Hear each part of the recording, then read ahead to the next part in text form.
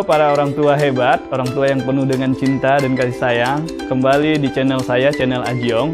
Pada kesempatan kali ini, di channel ini akan membahas tuntas terkait dengan pengasuhan dengan cinta, yang di dalamnya terdapat disiplin positif tanpa harus menyakiti. Dalam pengasuhan dengan cinta, ada 3 hal yang harus orang tua hebat ketahui untuk memberikan yang terbaik bagi anaknya. Yang pertama, orang tua harus tahu apa itu tumbuh dan kembang anak. Yang kedua, orang tua juga harus memahami hak dan kewajiban yang anak miliki. Yang ketiga, orang tua harus memahami apa itu disiplin positif, yaitu sebuah disiplin yang tanpa kekerasan dan tanpa menyakiti hati dan fisik anak kita. Pada video kali ini saya tidak sendirian, saya menghadirkan seorang aktivis kemanusiaan yang sudah lama bekerja untuk mewujudkan kesejahteraan pada anak-anak yang ada di Indonesia. Langsung saja kita akan mendengarkan pemaparan langsung dari Bunda Rita. Saya mengucapkan terima kasih kepada channel Ajiong yang memberikan kesempatan kepada saya untuk berbagi informasi penting kepada orang tua di Indonesia tentang pertumbuhan dan perkembangan anak. Yang dimaksud dengan pertumbuhan anak itu sendiri adalah perubahan bentuk tubuh atau anggota tubuh dari anak. Baik itu pertumbuhan lingkar kepala, pertumbuhan ukuran badan, bertambahnya tinggi badan, dan lain-lain.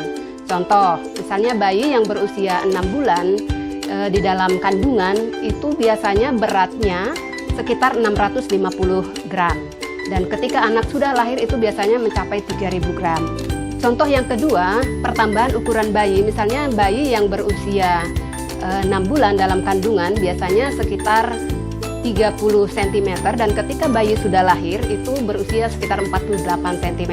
Sedangkan yang dimaksud dengan perkembangan anak itu sendiri adalah perubahan secara teratur dari satu tahap perkembangan anak ke tahapan perkembangan yang lainnya. Contohnya perkembangan mentalnya, kemudian perkembangan tingkah lakunya, dan juga perkembangan budi pekerti dan lain-lain. Dalam tahapan perkembangan anak itu bervariasi. Ada 5 jenis tahapan perkembangan anak.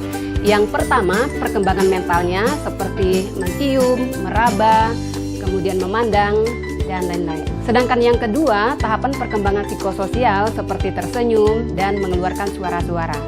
Selanjutnya yang ketiga adalah perkembangan emosional seperti marah, kemudian tersenyum, gembira. Jenis yang keempat adalah perkembangan psikoseksual. Bayi digolongkan laki-laki atau perempuan itu bisa dilihat dari pakaiannya, kemudian alat permainannya, dan juga perlakuan orang-orang di sekitarnya. Yang terakhir, yang kelima, perkembangan moral dan spiritual.